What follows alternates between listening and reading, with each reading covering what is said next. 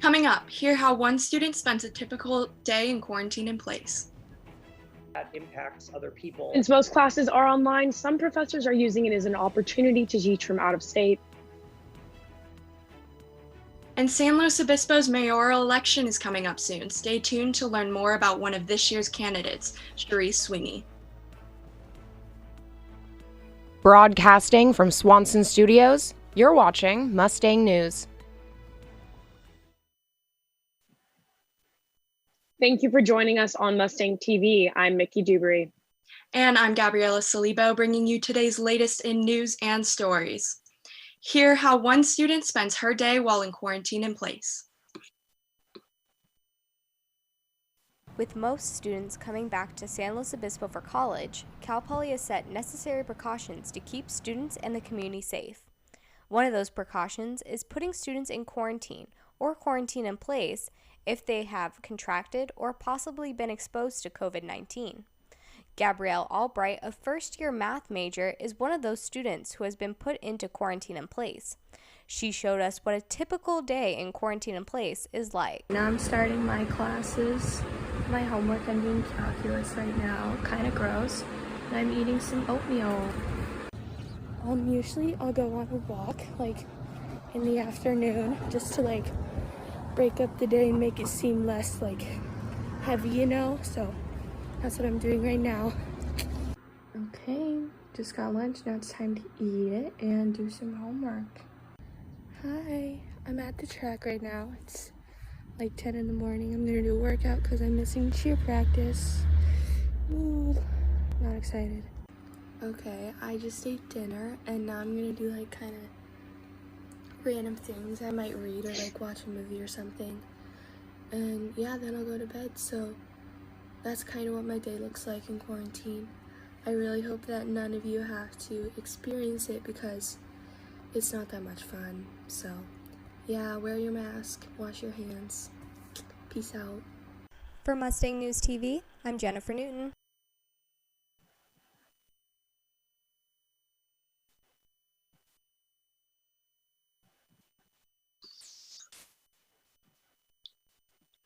As of September 30th, Albright is out of quarantine and looking forward to finally going to cheer practice.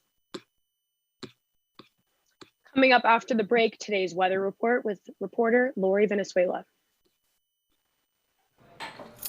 What do you think you're doing, Kevin? Was just gonna drive home. There are several warning signs present that you shouldn't be driving. Like hearing voices? Like your text-to-emoji ratio? Oh man, the selfies. Selfie, nailed it. We all have warning signs that let us know that we're probably not okay to drive. Mine is pretending to be your subconscious. Craig, come on man, let's split a ride home.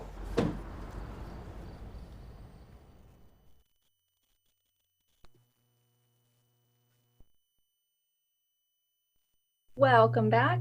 Now on to today's weather.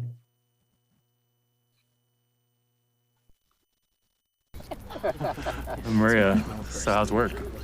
It was fourth period biology. Our students just weren't getting how easily viruses spread. So Miss Bell and I had them role play a zombie virus outbreak. By the time they had all learned the lesson, all the living were dead.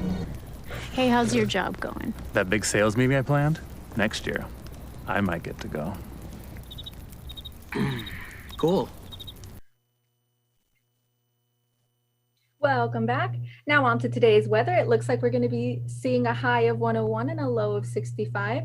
It was foggy this morning, but it should have cleared up and is now sunny. Humidity is looking to be at a 31% with wind speeds reaching up to 13 miles an hour.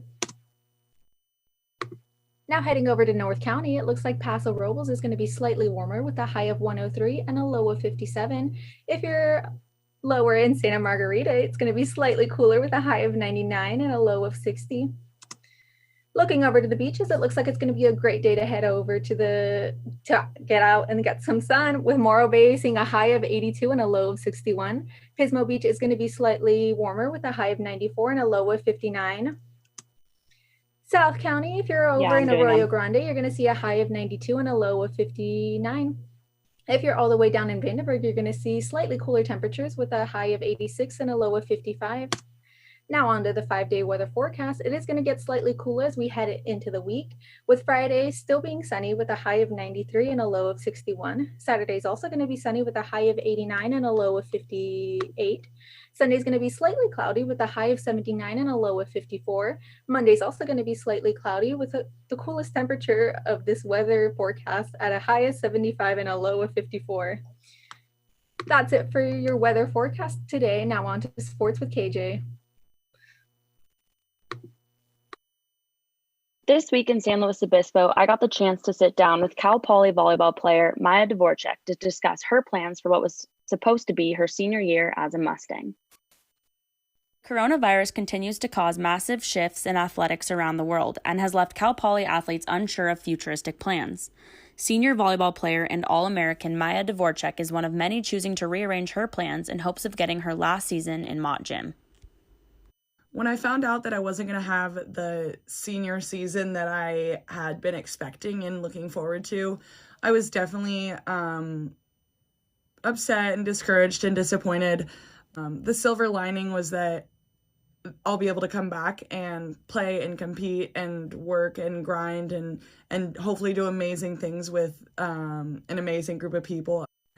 Also, I've had to figure out a way to plan out my courses so that I still have enough school to finish out with an extra quarter.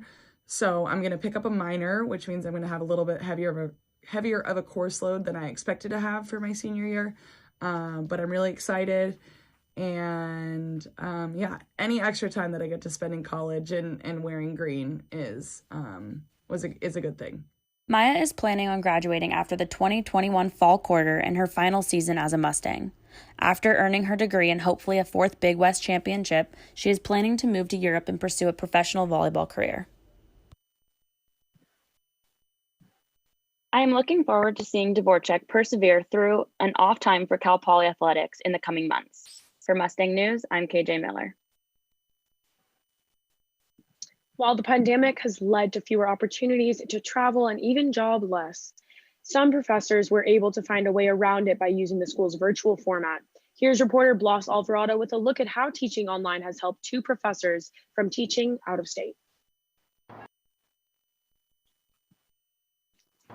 Immediately after getting her PhD from the University of Florida and getting married 2 days later, Dr. Casey McDonald-Lew was unable to find a job in the field that she had hoped for. But using her academic connections, McDonald-Lew was able to find her next position as Cal Poly's newest public relations assistant professor from across the country. By teaching an asynchronous course, McDonald-Lew has enjoyed telecommuting from her home in Jacksonville, Florida. I personally love the fact that I get to spend my morning with my new husband and our puppy in our home. I get to eat cereal and watch Saturday morning cartoons. It's great because nobody is up in California. Since classes are done primarily online, professors are able to teach their courses from wherever they please. Some have even taught on the road. Ryan Hatch, an associate professor of English, had to travel to the East Coast, and even though he enjoyed his time away on his summer-long road trip, he wouldn't think of doing it again. I don't feel like I have the right to use this as a time to travel for fun, right? Because me moving around the country or from city to city, that impacts other people. While a vaccine is still unavailable for COVID-19, these professors expect to stay in place wherever they are. I'm still going to be teaching online, so truthfully, there's not really a reason for me to move out there just yet, but we can still be close to my husband's family, and we don't have to uproot our puppy. With Mustang News, I'm Blas Alvarado. Some out-of-state students and professors back home are using the virtual format to save money on housing. Clubs have also needed to make a transition online. For some, this has turned out different than expected. Here's Lori with more. Since Cal Poly has transitioned to an online format, many clubs have been struggling with how to keep members engaged. Had a club showcase video, as well as Ask Me Anything and Veteran Showcase. But Justin Evans from the Student Veterans Independence Club says they've had a great turnout from new students. We had quite a large number of new students take interest in the club. A few new students have already started coming to group events, and we've had new students come into our virtual center that we run. So we've already had quite a lot of engagement with the new population of transfers and new students. So it's been really good. Cal Poly and the clubs on campus have made it their mission to keep students safe by adhering to social distancing guidelines and requiring masks at all times. So, the Student Veterans Independence Club have had to adjust all their events to follow these protocols. We have a virtual board game night that's going to be coming up. We also have a social distance hiking trip. We're going to take a kind of consensus as we just started getting a lot of new people. We want to see how those two events go, because it's going to kind of tailor towards the people in SLO versus people who are no longer in the area. We have a large population that are not even in California. So we want to see how these virtual events go, and then we're going to tailor to there whether we're going to have more board game nights, we're going to have some maybe virtual cook-offs, a lot more hiking, surfing, and if the pandemic allows, maybe even some paintball and other events that we can start throwing up there. I'm Lori Valenzuela for MNTV. Coming up, the Vista Grande Dining Pavilion is now open with new dining options. More on the story after the break. See on page 4 that the projections need to be earthquake next Thursday. Seriously? Thursday? Can't do that. This is really inconvenient. I have yoga that day. I have no time for this. So. I can't do Thursday, but I can do Friday. Disasters don't plan ahead. You can. Talk to your loved ones about how you're going to be ready in an emergency. Don't wait. Communicate.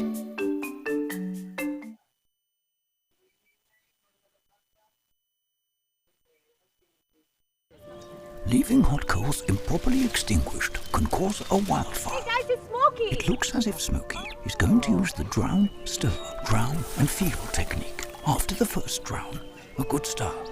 Next, another drink. And finally, a close feel. Is it cool? Okay. Yeah. Hey, Smokey, catch! Oh, my bad, Smokey. Only you can prevent wildfires.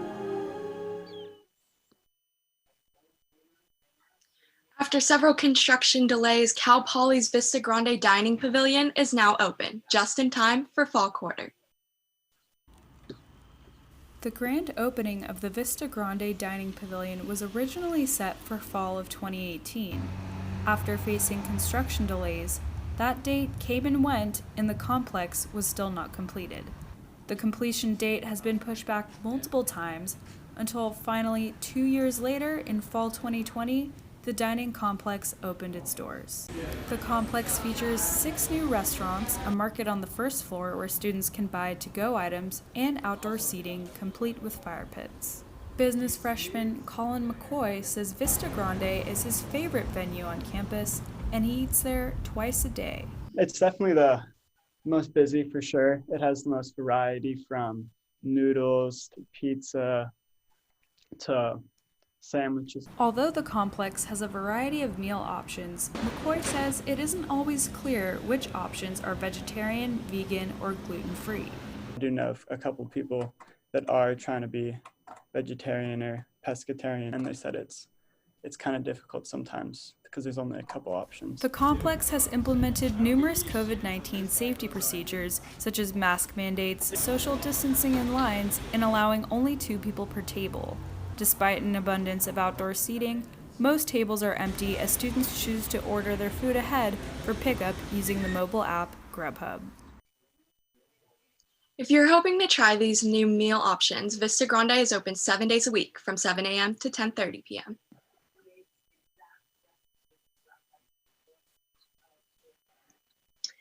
Thank you for watching MNTV. That is all the news we have for you today. For Mustang News on MNTV, I'm Mickey Dubry. And I'm Gabriella Salibo.